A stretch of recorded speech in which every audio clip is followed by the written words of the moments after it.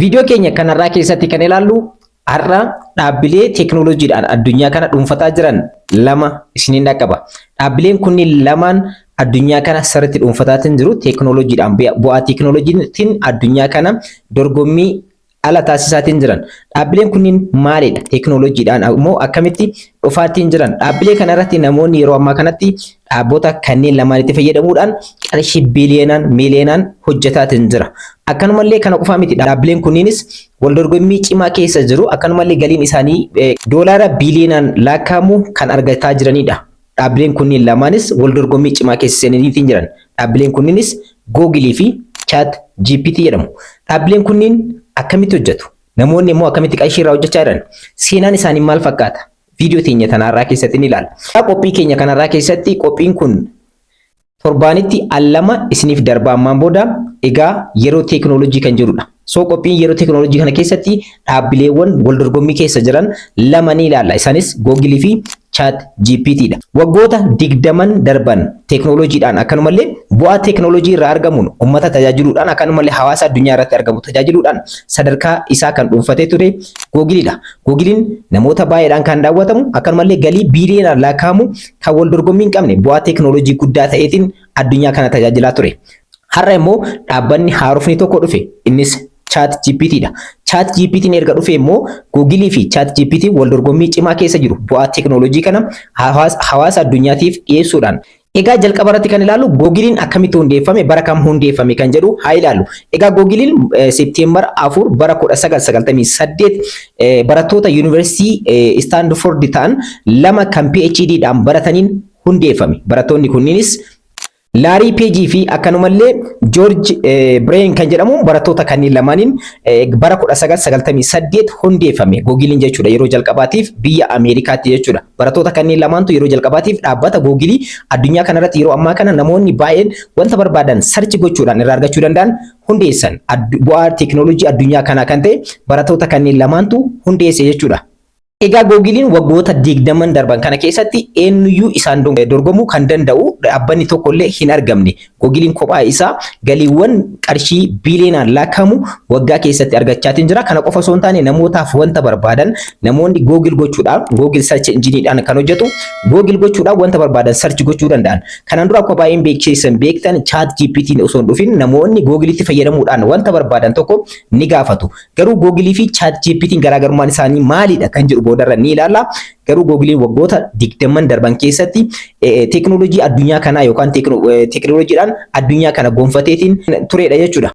Egaa kanumarraa ka'uudhaan galiin dhaabbanni Googleidha karaa adda addaatiin argatu qarshii biliyoonaan. Kana keessatti yoo ilaallu galiin inni hanga ammaatti argate jechuudha. Googlein addunyaa kanarra teekinooloojii bu'aa teekinooloojii kanaatiin kan inni argate Google search engine irraa parsantii 60 yookaan immoo doolaara biliyoona 98 tuqaa takka argate jechuudha. Akkanumallee Google Cloud'dhaan Google Cloud baay'een keessan beektanii karaa garaan immoo sarvisii Google Cloud kana kennuudhaan doolaara biliyoona 8.9 yookaan parsantii 6 naannoo san argate.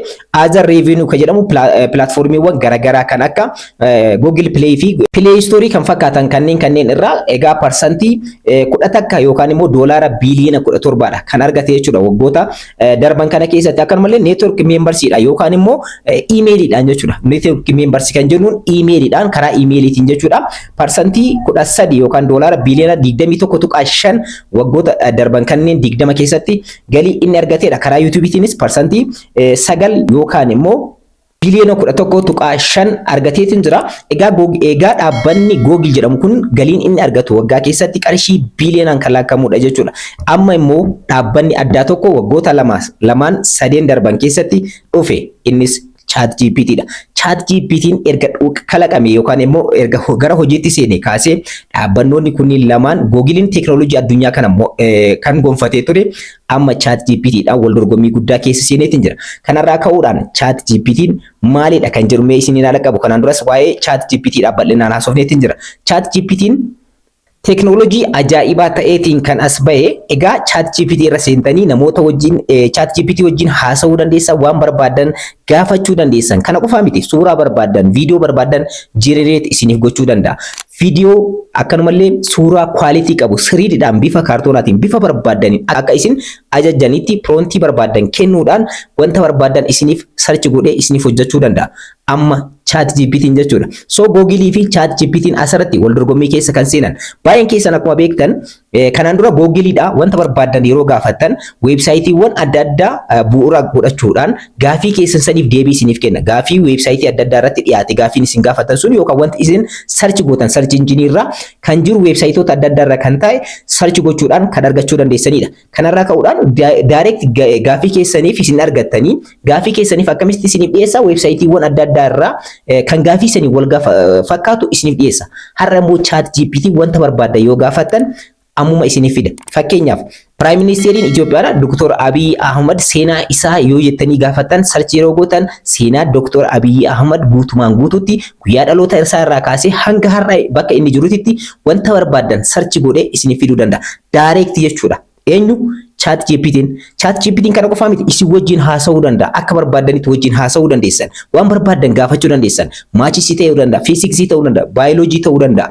Akkanumallee seenaa namootaa ta'uu danda'a. Histirii barbaadan. Fakkeenyaaf kubbaa miilaa irratti Manchester United erga injisaan haarufni Amooriin dhufe irraa kaasee yeroo meeqaaf mo'atame jettanii osoo gaafatanii hangam akka mo'atamee fi hangam akka mo'ate parsantiidhaan illee akkanumallee galiin Manchester United bara kana keessatti argate hangamidha kan jedhu salphamatti ChatGPT yoo gaafattan salphamatti isiniif fiduu danda'a. Kana qofaa miti gaafii barbaadan kan maachisiidhaan wal qabate, fiiziksiidhaan wal qabate, teeknooloojiidhaan wal qabate kamiyyuu yoo gaafattan har'a ChatGPT'n akka barbaadanitti isiniif dhiyeessuu danda'a. Kanarra darbee immoo viidiyoowwan ajaa'ibaa kan akkana generate isiniif gochuu danda'a. Suuraawwan mimmiidhagaas generate ittiin godhachuu dandeessan. Suuraa kan akkana fakkaatan generate gootanii viidiyoo akkanumallee suuraa mimmiidhagaa ta'e isiniif qopheessuu kan danda'u ChatGPT'dha. So kanaafiyyuu dhaabbanni Google baay'een keessan beektan search engine'dhaan hojjetu amma ChatGPT'dhaan wal dorgommii keessa seeneetiin jira.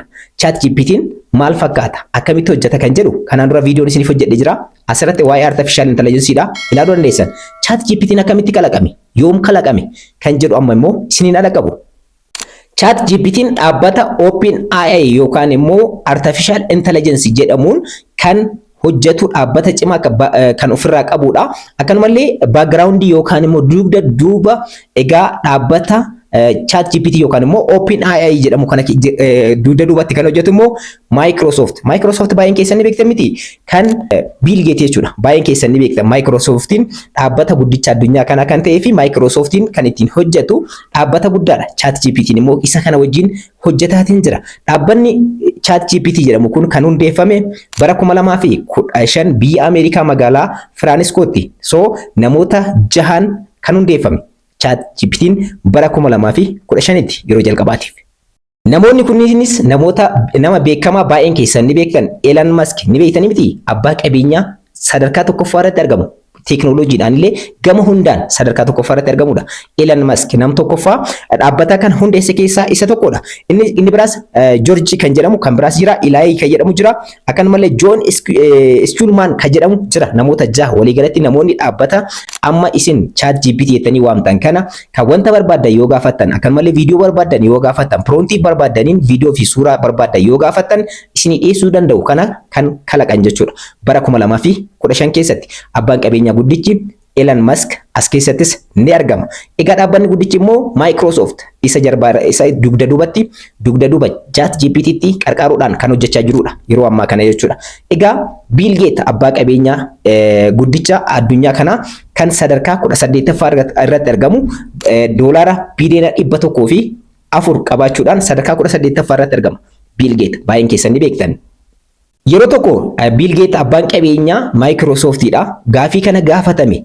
Gaafiin inni gaafatames waa'ee barumsaa irraa maal beekta, maal hubattaa jedhanii gaafatan. Innis barumsa jechuun yookaan immoo beekumsa addunyaa kanarratti namni beekumsa hin qabne nama hiyyeessaadha jedheetiin ture. Egaa abbaan qabeenyaa kun egaa namni beekumsa qabu abbaa qabeenya qabaa jechuudha. Kana jechuun gara keessanitti yeroo eeggattan abbaa qabeenyaati jedhamee yookaan immoo nama qabeenya qabu kan jedhamu nama beekumsa qabudha yookaan immoo beekumsa sammuu qabudha jechuudhaan deebii kan deebise. Kana qofaa miti gaafii tokkos gaafatameetiin jira. Egaa namoota addunyaa kanarratti waggoota 5 dura addunyaa kanarratti abbootii qabeenyaa keessaa Bill Gates isa tokkoffaadha. Yeroo jalqabaatiif gaafii tokko gaafatame innis qabeenya amma qabdu kana yoo dhabde ati maal gochuu dandeessaa jedhamee gaafatame. Bill Gates akkana jechuudhaan deebise.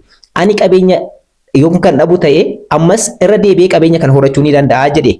Maaliif barnoota itti qaba bu'aa ba'ii karaa ittiin qabeenya amma qabu kana ittiin horadhe nan beeka waan ta'eef karaa kanarra deemeetiin qabeenya kana deebisee argachuu horachuu ni danda'a jedhe.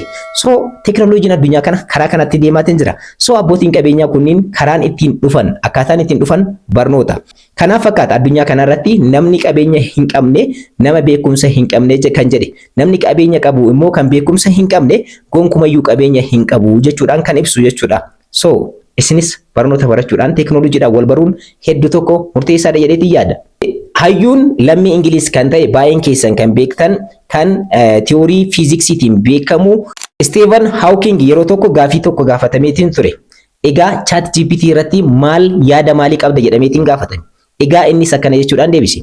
ChatGPT'n yookaan immoo artificial intelligence'n gara addunyaa kanaatti yookaan dhufu ta'e waggoota 20 dhufan keessatti ChatGPT'n beekumsi inni qabuu fi beekumsi ilmi namaa qabu ijoollee reef dhalatan yookaan daa'ima reef dhalattuudha jechuudhaan ilmi namaa kan ibse jechuudha. So teknooloojiin addunyaa kanaa hangam ChatGPT irratti akka hundeeffamuu fi beekumsi namoonni qaban ChatGPT irratti kan hundaa'e akka ta'ee fi garaagarummaan namaa fi ChatGPT irra jiru maal akka fakkaatu kan ibsedha. Asirratti wantoota lama isiniif kaasuu barbaada. Wanti har'a qophii har'aa kana keessatti waa'ee ChatGPT fi Google hamma tokko isiniif kaasuudhaaf barbaadeeti teknooloojiin addunyaa kanaa maal fakkaata garam deemaa jiru kan jedhu isiniif ibsuu barbaadeeti. Egaa Google gochuudhaan wanta barbaadan irraa argachuu kan dandeessanidha. Kana qofaa miti dhaabbanni YouTube jedhamu emailidha.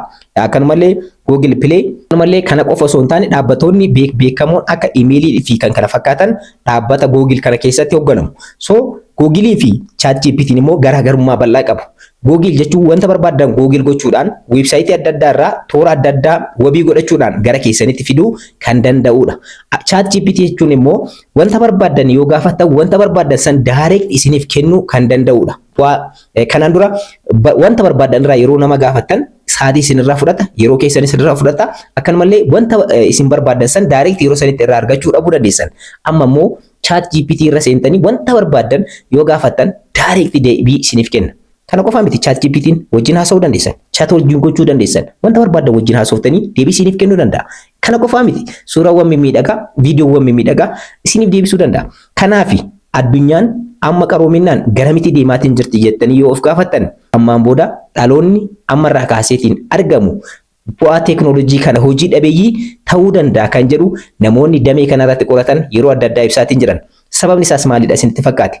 ChatGPT yookaan immoo dhaabbattoonni akkanaa kunniin kan teknooloojiidhaan kalaqamanii dhufaatiin jiran artificial intelligenceedhaan kan hojjetan dhaabbattoota baay'eetu jira. DeepSeek, ChatGPT, Gemini baay'ee lakkaa'uu dandeenya. Isaan kunniin hundiyyuu value mataa isaanii qabatanii kan dhufan bu'aa mataa isaanii kan kennuu danda'an akka barbaadanitti wanta barbaadan yoo gaafattan argachuu kan irraa dandeessanidha. Kanaan dura namoonni damee kanarratti qaxaramaniitiin kan hojjetaatiin turan amma immoo bilbila keessan laaptooppii keessan qofatti fayyadamuudhaan wanta barbaadan gaafachuu dandeessan irraa argachuutis dandeessan. Kanaanis dhaabbattoonni akkanaa kunniin kalaqamanii addunyaan teknooloojiidhaan akkanatti deemuun isaa namoonni hojii dhabayyiin baay'achaa addunyaa kanarratti ni deemu. Wanti jedhamu biyyoota addunyaa kanarratti yeroo ammaa kana yaaddeessaa ta'eetiin jira. Namni yeroo ammaa kana wanta barbaade yeroo gochuudhaaf barbaadu online irratti akkanaan dura dokumentii keessan qabaattanii gara biiroo adda addaa deemuudhaan qaxaramuun hin barbaachisu. Online irra teessanii apply gochuu dandeessan. Mana keessan teessanii hojiiwwan online hojjechuudhaan qarshii earn gochuu dandeessan. Kana qofaa miti. Wantoota bal'aatu jira. So teknooloojiin addunyaa kun hiyyummaa ilma namaa irratti yookaan immoo namoonni hojii dhaban baay'achaa deemuu danda'u. Bu'aan teknooloojii kunniin baay'achaatiin deema waan jiruuf. Egaa riisarchii dhiyoo tokko bahee kan dhaabbanni mootummoota gamtoomanii gallakkise tokko ilaaleetiin ture. Riisarchii kana irratti maal jedha isiniif fakkaate? Nama dhaabbata bishaanii fi akkanumallee dhaabbata elektirikaa keessa hojjetu alatti waggoottan 15 dhufu kana keessatti namni hojii hojjetu biiroo taa'uudhaan bakka adda addaa hojii taa'ee hojjetu argamuu dhabuu danda'a jedha.